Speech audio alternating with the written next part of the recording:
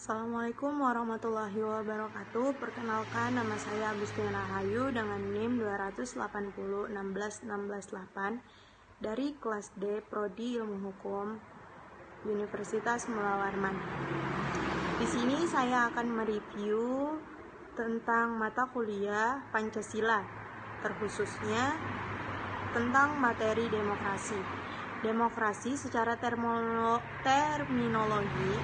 berasal dari bahasa Yunani, yaitu demos yang berarti rakyat, dan kratos atau kratein yang berarti kekuasaan atau berkuasa. Menurut Abraham Lincoln, demokrasi adalah suatu pemerintahan dari rakyat, pemerintahan oleh rakyat, dan pemerintahan untuk rakyat. Maksudnya di sini adalah rakyat memegang kekuasaan tertinggi dalam suatu negara. Prinsip-prinsip demokrasi terbagi menjadi 20 menurut Inu Lencana. Yang pertama, adanya pembagian kekuasaan, adanya pemilihan umum yang bebas, adanya manajemen yang terbuka, adanya kebebasan individu, adanya peradilan yang bebas, adanya pengakuan hak minoritas, adanya pemerintahan yang berdasarkan hukum, adanya pers yang bebas, adanya partai politik, adanya musyawarah, adanya persetujuan parlemen, adanya pemerintahan yang konstitusional, adanya pengawasan terhadap administrasi publik, adanya ketentuan tentang pendemokrasian, adanya perlindungan hak asasi, adanya pemerintahan yang bersih, adanya persaingan keahlian, adanya mekanisme politik, kebijaksanaan negara, dan yang terakhir yaitu adanya pemerintahan yang mengutamakan tanggung jawab.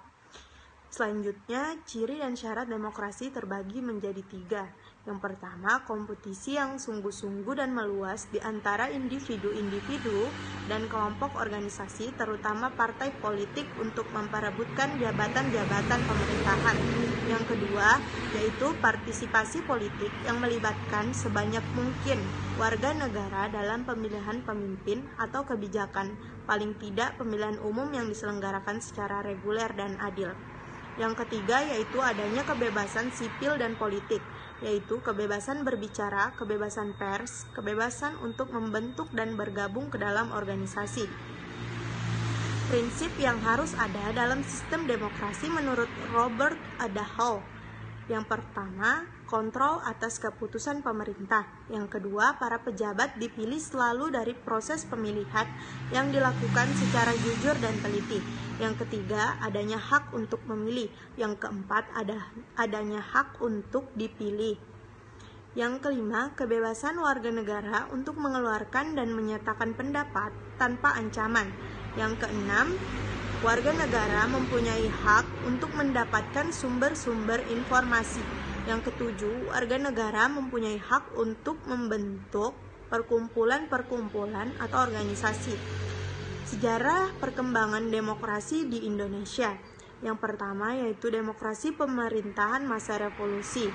Hal itu terjadi dari tahun 1945 sampai 1949.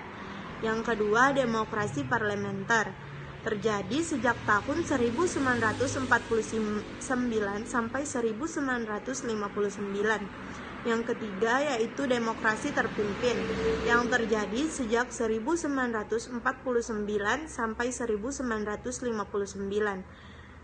Yang keempat yaitu demokrasi Pancasila atau masa Orde Baru yang terjadi sejak 1965 sampai 1998. Yang terakhir yaitu demokrasi Pancasila atau masa Orde Reformasi terjadi dari 1998 hingga sekarang.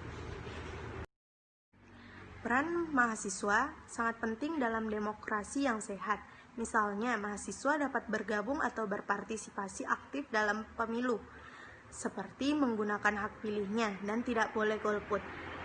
Sekian materi dari saya, kurang lebihnya saya mohon maaf. Wassalamualaikum warahmatullahi wabarakatuh.